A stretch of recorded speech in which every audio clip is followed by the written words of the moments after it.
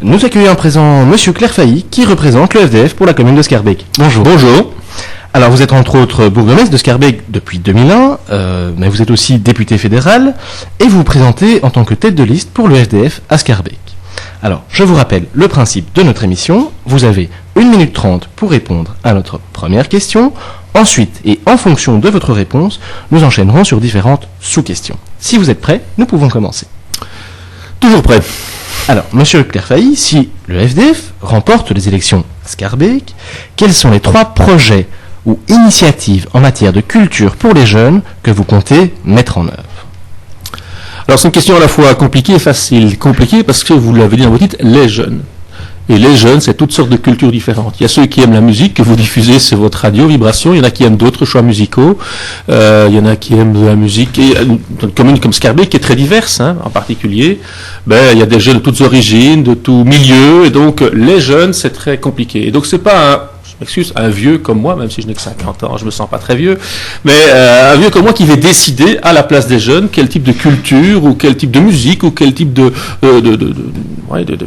choix graphique il faut faire.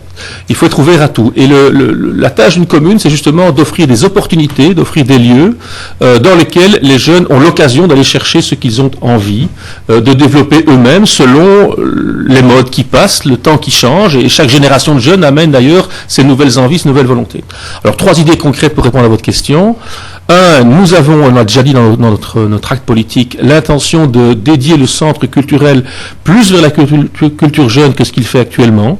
Je commettrais une faute en disant qu'on va le dédier intégralement à ça. Il faudra respecter d'autres publics, mais le dédier à des publics jeunes, pour plus ouverts aux programmations qui plaisent aux jeunes et qui sont ouverts à la création des jeunes sur le terrain. Deuxièmement, je crois qu'on va continuer à développer ce qu'on fait déjà beaucoup à travers des tonnes d'instruments, que sont les bibliothèques, que sont l'académie de musique, que sont les actions que fait notre service prévention dans les maisons de quartier, qui accueillent une série de jeunes qui font parfois de la musique, parfois des arts graphiques, parfois d'autres types de créations. Et la troisième chose à laquelle moi je suis très sensible et qu'on ne fait pas encore assez à Schaerbeek et sur lequel à mon avis il y a des partenariats à développer, c'est que j'ai l'impression que la culture aujourd'hui elle passe aussi énormément par la vidéo. Et par l'image, et par Internet, et par tout ce qu'on peut faire, ces petits films qu'on peut monter soi-même. On a filmé avec son petit GSM, ou bien on trafique sur son petit Mac, ou je ne sais pas quoi. Et moi, j'aimerais bien qu'on puisse développer un peu la création de l'image, la création de la vidéo. Internet, c'est plus seulement l'Internet écrit, c'est plus seulement l'Internet où on lit le journal sur Internet, où on lit des textes sur Internet, c'est surtout de l'image. Et je voudrais développer, avec des partenaires comme le Centre Vidéo de Bruxelles, qui est chez nous à Schaerbeek, une espèce de festival ou au moins concours de promotion de la création vidéo, de la création de l'image et aussi l'éducation à l'image. Alors, comment, ici en termes de communication, de publicité presque nous pourrions dire, allez-vous attirer les jeunes vers, par exemple, le centre culturel ou les bibliothèques et les académies? Mais les jeunes sont des gens comme tout le monde, ils lisent, ils écoutent, ils entendent, ils parlent. Et donc, il y a tous les mécanismes classiques. Ils lisent aussi les affiches dans les arrêts de bus. Ils lisent pas toujours le journal communal, ça c'est vrai, il faut quand même pas exagérer.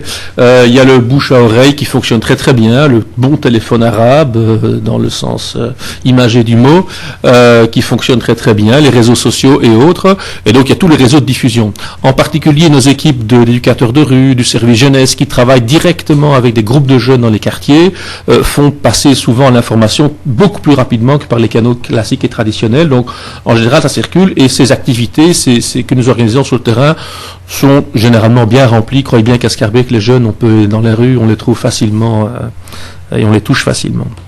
Alors, évidemment, je ne peux pas passer à côté de cette question. On le sait bien, c'est la crise, c'est au niveau international, mais on sait aussi que les communes ont été touchées et malheureusement, devrais-je dire, c'est souvent les budgets de la culture qui se font en premier raboter. Comment allez-vous faire en sorte que ces projets soient réalisables en matière de financement, en matière financière? Alors, la culture, normalement, c'est une compétence de la communauté française, qui elle-même a très très peu de budget. Je lance une pique contre la communauté française, et les départements jeunesse et culture sont très mal et très peu financés chez les francophones, on le sait. Les communes sont souvent amenées à jouer réparer cette situation. Scarbeck n'est pas une commune très riche, donc je vais être honnête, on n'a pas des budgets énormes pour la culture, on va pas pouvoir en faire 10 fois plus à l'avenir que ce qu'on fait aujourd'hui, mais ce dont j'ai parlé, ce sont des dispositifs qui fonctionnent déjà. Le centre culturel, il fonctionne, il est financé, il a du personnel, il faut l'orienter vers une culture jeune. Nos services de prévention, c'est une quarantaine d'éducateurs de rue qui travaillent avec les jeunes sur les quartiers, ils sont là, ils sont financés, les académies, les bibliothèques, tout ça fonctionne et est financé. Il faut seulement en modifier ou en adapter la programmation pour la rendre plus accessible.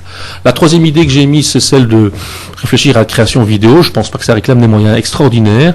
On peut lancer un concours. Et d'ailleurs, les grandes réussites de création culturelle, c'est pas toujours du pognon. C'est d'abord une bonne idée. Aujourd'hui, il y a des jeunes qui font des choses extraordinaires, je dis, avec son petit ordinateur à la maison, et on a un clip ou on a un truc qui est vu sur YouTube par des millions de personnes. C'est ça qu'il faut encourager. Je dis pas que tout le monde va y arriver. Peut-être que certains ce sera vu par 10 personnes seulement, par le grand frère et la petite sœur. Mais il faut essayer, et c'est à force d'essayer, de rater, qu'on réussit aussi. Alors, de quelle manière le FDF vous soutient dans ces projets? Autrement dit, comment est-ce que au FDF à Scarbeck, vous voyez et vous concevez la culture?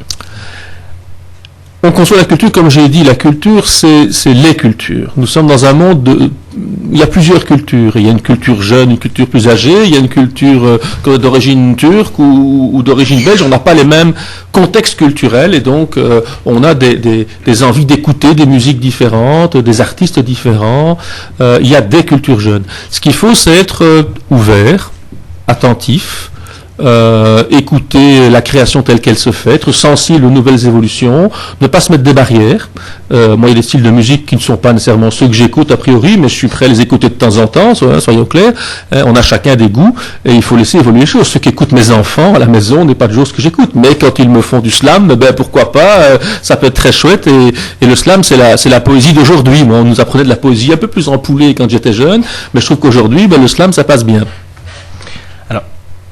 D'une manière générale, on peut reconnaître que les jeunes, malgré leur diversité, ont un point commun, c'est un problème d'image, de reconnaissance, que ce soit dans leur vie de tous les jours, leur vie artistique, mais aussi leur vie professionnelle.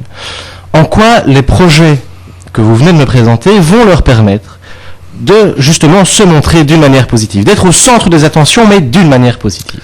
Mais la jeunesse, c'est l'éternel renouvellement. Et donc, quand on sort de l'adolescence, qu'on rentre dans la jeunesse, on est encore avec, je dirais, tous ces aspects d'adolescence. On a envie d'être reconnu, d'exister pour soi-même, de prendre sa place dans le monde des grands, de se faire connaître. Et on a toujours le sentiment qu'on n'est jamais assez reconnu. Et d'ailleurs, parfois, on garde ce sentiment très longtemps dans sa vie. On veut toujours de la reconnaissance et l'amour des autres. C'est ça le message.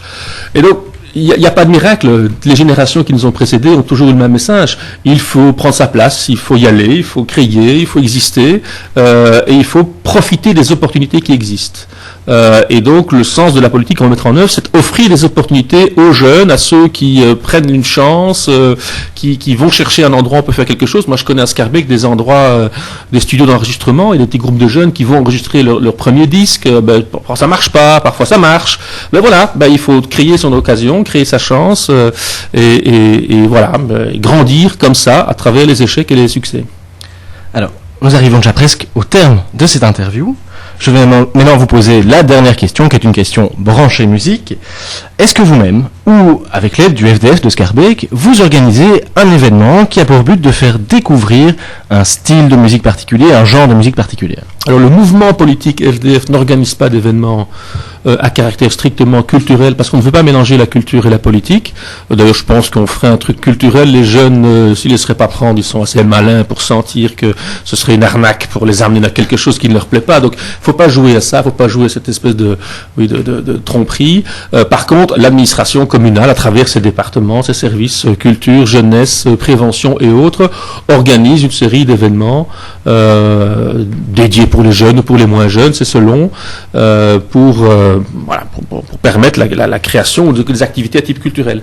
Et d'ailleurs, je profite de l'occasion pour dire que le parc Josaphat, qui est le grand poumon vert au cœur de Scarbeck, qui vient d'être rénové totalement, va maintenant retrouver toute son animation. Et notre volonté, c'est que, en tout cas durant l'été dans le kiosque, on développe progressivement de plus en plus un lieu pour l'expression musicale, de groupes de jeunes et de moins jeunes, mais notamment des groupes de jeunes. Et donc il faudra développer ça à l'avenir pour qu'il y ait un espèce de rendez-vous tous les dimanches au parc de la musique et pourquoi pas de la musique jeune de Schaerbeek. Voilà. Eh bien, un grand merci d'être venu répondre à toutes nos questions. Alors, je rappelle que vous présentez en tant que tête de liste pour le FDF à Schaerbeek. Bonne chance et bon courage pour les élections. Merci et surtout les jeunes, allez tous voter.